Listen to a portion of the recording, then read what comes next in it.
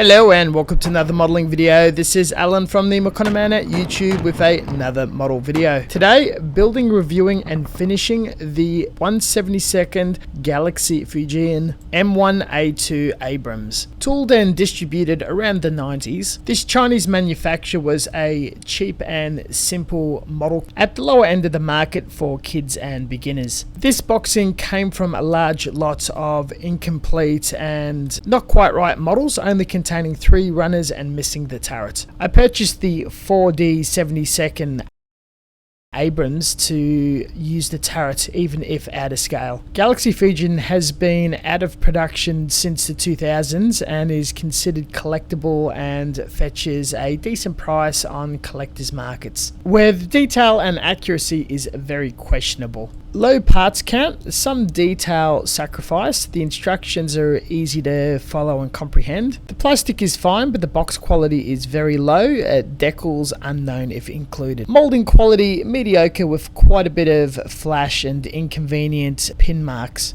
Sink marks, but no serious warpage. Detail like rivets are very crisp, and the fit is very adequate. Moving forward, the construction will be using traditional scale modeling methods with the double cut to remove the part from the sprue, trimming the nub and sanding. Flash and excess plastic is also easily removed. Parts are fused together utilizing plastic cement, melting the 2 parts and forming it into one piece. With decent fitting, seam line filling is not really required, and the track works is in one piece, sacrificing detail in the suspension, but very easy to put together and not time consuming. Veering off the review, and not to junk a perfectly good kit, we're kit bashing parts onto the 4D turret, which is a little bit smaller. Fitting the gun housing into the turret required opening the part a bit more and adding putty to fill the gap. Everything seamlessly fused together and cleaned up well with some sanding. While drying, we had these really old rubber tracks where the internal fins were trimmed as it didn't fit and super glued in multiple sessions to wrap around. It was quite perished and very stiff. Luckily it's enclosed tracks and hid some of the mistakes and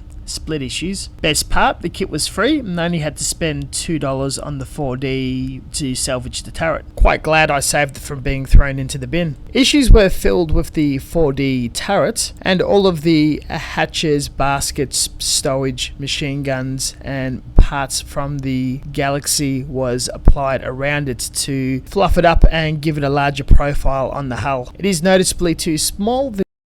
This kit bash is kind of bad, but both kits are bad, so I'm having fun. Also a chance to play with more experimental, funky schemes like this winter one, plus tests and experiments with mediums and new techniques. The entire model, now glued in one piece, is getting a medium wet coat of automotive primer cut with premium acrylic lacquer thinner, both purchased from an automotive store, going through a small portable compressor in a 0.3mm cheap airbrush. Unfortunately, due to the age or something wrong with the surface, the primer dried and cracked quite poorly. Dejected, after it dried after a few days, I've sanded back the worst offending areas, cleaned it in detergent water and attempted to spray it again with great success. Moving to the base coat, I opened up a rattle can of Rust-Oleum military matte green, cut it with thinner and seafood airbrush as a experiment and be more military and realistic than hobby paint. Kind of thick with a chalky texture and overly matte. Not a big fan. It looks good for large pieces and props, but not in scale. With how flat and dead it was,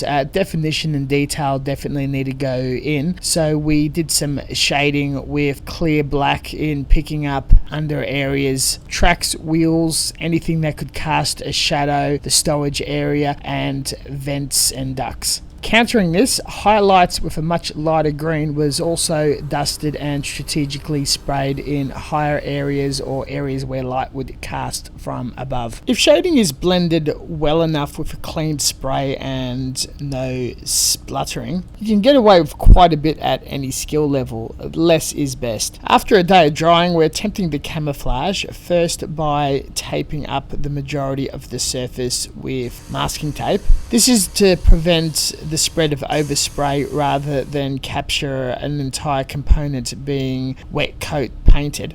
With the low PSI and very heavily thinned white paint, we thinly placed all the lines on the side, front and barrel according to the reference material found on Google. As the effect was pretty dry before hitting the model, there was no bleeding. Capturing the small and finer detail, we move on to hand painting, first with a dark grey or tire black, doing the rim of all the wheels, followed by an oxidized colour to do the tank tracks. With tanks this small, I just find it easier to have it already glued in place and hand paint around rather than airbrush and glue and struggle to get around, especially older rubber and more troublesome projects like this. Brittle tracks are almost impossible to glue as is. Then gunmetal for the machine guns. I like hand painting and detailing metallics in lacquer. Maybe quick to dry, but it self-polishes, self-activates, and can level with thinner, if streaky. Further in definition and shadowing, we're using Tamiya Accent Color Wash, which is an enamel or oil-based paint heavily thinned with a medium and flows in all the detail. Wipe away to get rid of any dirtiness or the top highlights. Hit the edges with a weathering pencil after a day drying.